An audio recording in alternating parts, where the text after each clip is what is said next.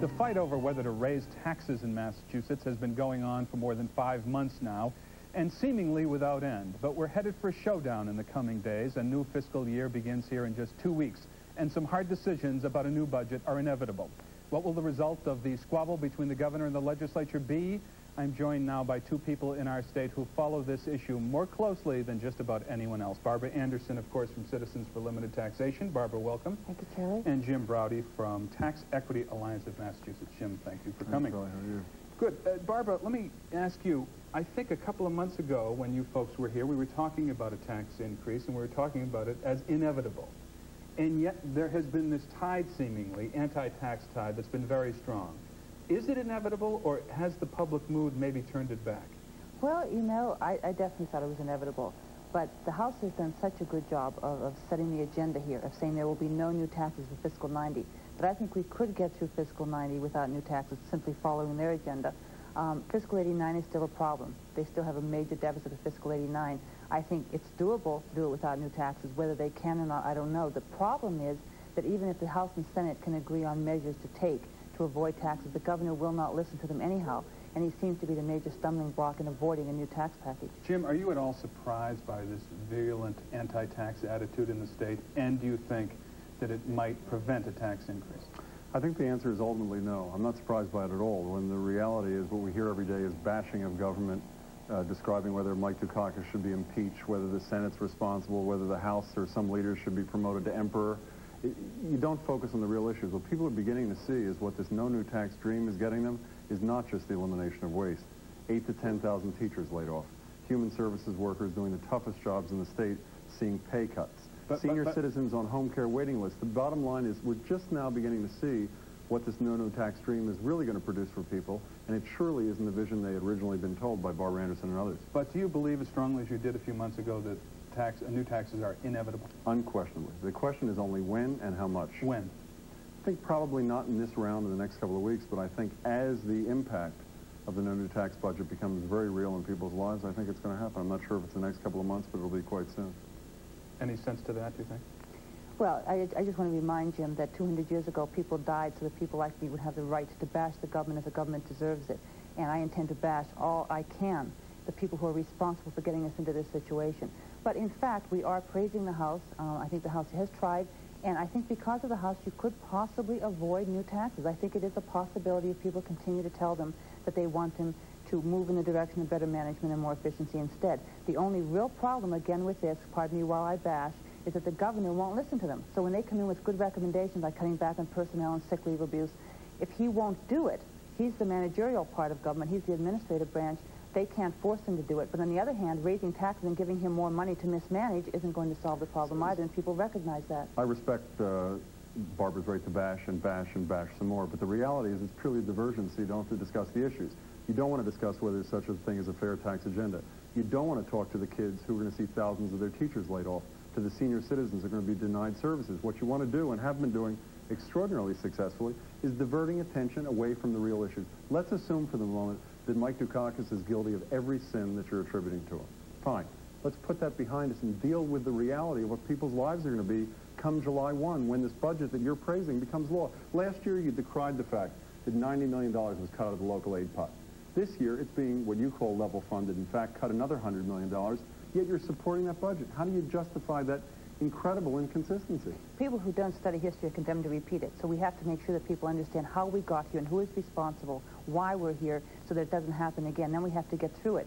In fact, it was level funded, and one of the things the House did was take the funding that they had done last year for the cities and towns. The governor didn't give them the money.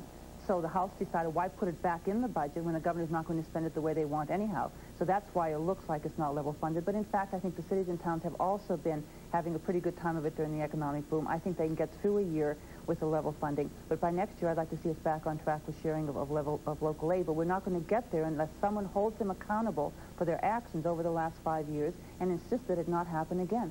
You know, it all sounds so good, but this is no longer an abstract debate. This isn't 5 months ago when we were here last time. We've got 2 budgets before us that do lots of incredible things to real people's lives.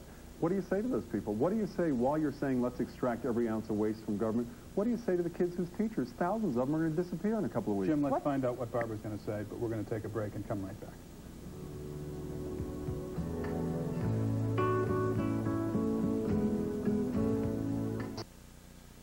Our subject this morning is taxes. Barbara Anderson, Jim's challenge to you was you don't want to talk about all this various pain that's going to be inflicted if taxes aren't increased. Charlie, the House and Senate budget now is up $500 million, $500 million over last year. That is not destruction, devastation, or demolition of services. It's a $500 million increase. It's a cut in the governor's bizarre $1.2 billion, which was never a possibility anyhow. But they're increasing money for essential services like Healthy Start and head injured programs in the elderly. And therefore, that's what I would say is what devastation. And the other thing I'd say is why do you expect the taxpayer to come up with more money to pay for the maladministration of the last 5 years? Once again, here we go again about whether or not Mike Dukakis is at fault. The problem is that I think your suggestion is all we have to do is just say no to waste. And our solution is you can do two good things at once. You can clearly keep your eye on streamlining government, making it more efficient.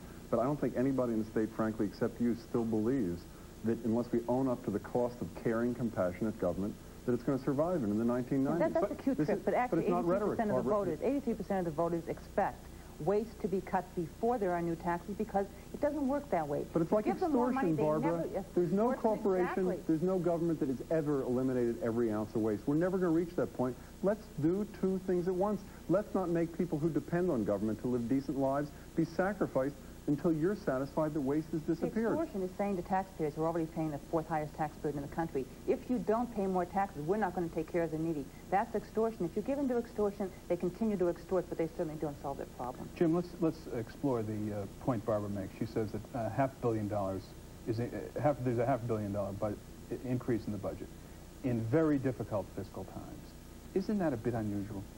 I don't know how unusual it is. These same sort of problems are facing lots of states. What we hear is that spending's out of control here. In fact, a recent survey showed that the spending increases in Massachusetts are lower than any other any other state in New England except Rhode Island in the 1980s. We have had to fill in where the federal government stepped out in the 1980s. We've had to fill in for cities after Prop 2.5 when they were sort of strangled by the property tax situation. We've got to continue to do that. No one is talking about taxing any business or individual into submission. We're talking about a fair tax agenda that's going to allow critical services for real people and real families to stay afloat. It's that simple, but unfortunately all we've heard for months is all the horrible things that government does. I've never heard you once, Barbara, talk about the decent things that government does, the services that people's lives depend upon, and defend those to the people at the same time that you're talking about taking money away from them, those horrible people on Beacon Hill. Nobody's taking money away from anybody. They have an $11.6 billion budget this year. They want a $12.3 billion budget next year. We're giving them more money. But Barbara, you've said before you know what the taxes are going to be, how much they're going to be, if they're going to introduce more fairness in the system, before you know any of that, you said unequivocally, we're going to repeal them all. We don't care what they do. Is that a responsible public policy position before the fact? No, we didn't say we were going to repeal them. We said we were going to put them on the ballot so that the voters in this state, the citizens in this state, who have sat back and watched what Michael Dukakis has been doing to this state, how he was using it for his presidential campaign, how he has mismanaged through 5 years of his administration, let them make the decision. And if you can make the case, Jim, that he's done a great job and every cent is being spent well, or even most of the cents are being spent well, then they will vote to let them keep the money. But I want the citizens of this state to make this decision, and we're going to give them that opportunity. Well, maybe you'll also put a question on the ballot to defend education, to defend home care, to defend services for kids at the same time that you're trying to ratchet down the funding for all these things. Nobody's ratcheting down anything. It's a $500 million increase. We're giving them $11.6 billion to provide services. It really ought to be enough. Barbara, in our final minute, compare this time we're in today and the public attitude with the time back when you were working on Proposition 2.5. Is there even more anger today? Now, the anger back then had dissolved into apathy. People thought there was nothing that could be done. They were disgusted. They were fed up. They weren't even interested in signing petitions or voting. It was a struggle. Now they're angry and they're prepared to act. They're prepared to go to the streets and get signatures, and they're prepared to make some kind of impact on this process, and I think they're doing that right now. All right, Barbara, Jim, thanks very much for coming in. We appreciate it. We're going to take a break and come right back to talk about the affirmative action ruling and its effect potentially on the city of Boston.